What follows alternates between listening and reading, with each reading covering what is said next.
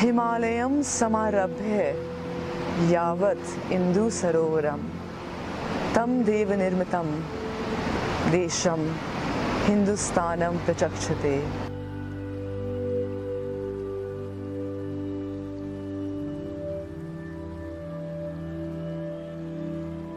Starting from the Himalayas and extending up to the Indian Ocean is a nation that we live in, is a nation that I'm extremely proud of, is a nation that we also call as Sone ki Chidiya, is a nation where we speak many languages, yet we are united, and we know it as Hindustan.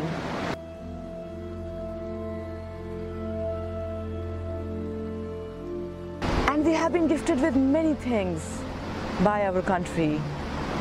And the precious of all is yoga as a heritage. Yoga, what do we really understand by the term yoga? Asanas is yoga? Really? Why do we do yoga? Why do you do yoga? Is it because you want physical flexibility? Or mental peace? What is peace? Come on the journey with me on yoga for being.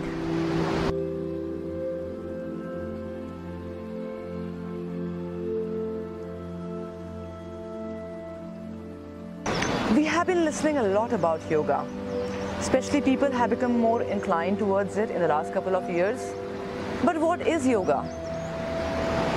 Yoga has been derived from a Sanskrit word yuj, which means the union of body and mind. And further, one gets self-realization after practice and the consciousness awakens. But is it possible only through asanas?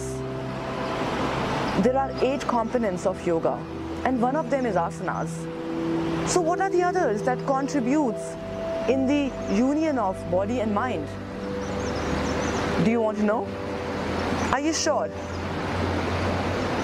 A yogi is not the one who leaves everything and meditates, but the one who is absolutely aligned with himself, is in union with himself every single day, every single hour, minutes and seconds. Yeah, that will require a lot of practice. Union means joining together, making the body associate with the mind. We know of the external body, but what is mind? We know of our legs, our hands, our face, but do we know how many lines we have on the palms? Also, what is mind? We talk a lot about it. We say that my mind is not here right now, or my mind is not peaceful. So where exactly is it? What exactly is it? Where is it placed? Is it placed here, here? Which part of the body? Also, I want to ask you a question. When you do yoga, or if you have been learning yoga, have you ever tried recognizing your mind? Have you ever tried emotion recognition? What is the main intention behind learning yoga? What is the long-term intention behind learning yoga? You may learn for, say, 3 months and you find the mental peace, and that mental peace will be for 4 months. What about that? What after that? You may have to start from scratch again, though the doors have opened up. So what needs to be added apart from asanas so that it helps in the longevity of the awakening of consciousness? You do the Tadasana and still your life is not that balanced, or in general you are struggling for balance. No doubt it will come, but just with asana.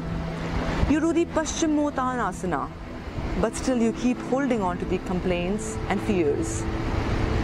You do the Shirshasana, headstand, but have you ever tried looking at situations in your life from different perspective, like you do in the asana. Padmasana, which makes you experience stillness. But how long do you sit for? A minute? You know, nature has some incredible qualities, and one of them is maintenance. You see the trees? They stop to grow after a few years. The plants, they stop to grow after a few years. And it is maintained. The nature is maintaining it. Similarly, it is not about getting in a posture. It is about being in that posture and dissolving with it. Another beautiful quality of nature is its balance. Do you see this? How this is so balanced? It is just happening on its own. Similarly, when we do any yoga posture, it is very important to do the counter pose, to balance it, to balance the body, to balance the mind. Otherwise, it may lead to some really serious issue in the body. But today people are so fascinated by the fancy asanas that they see on the television, and they learn it without the guidance, and it may lead to something really wrong in their body. You know, once an enlightened master was asked a question, Guruji, we were apes before, we lost the tail, we lost the hair, we lost the whole structure and so on. What do we need to give up now? And his answer was incredible. He said, now the changes will happen in the consciousness and on a very deeper level.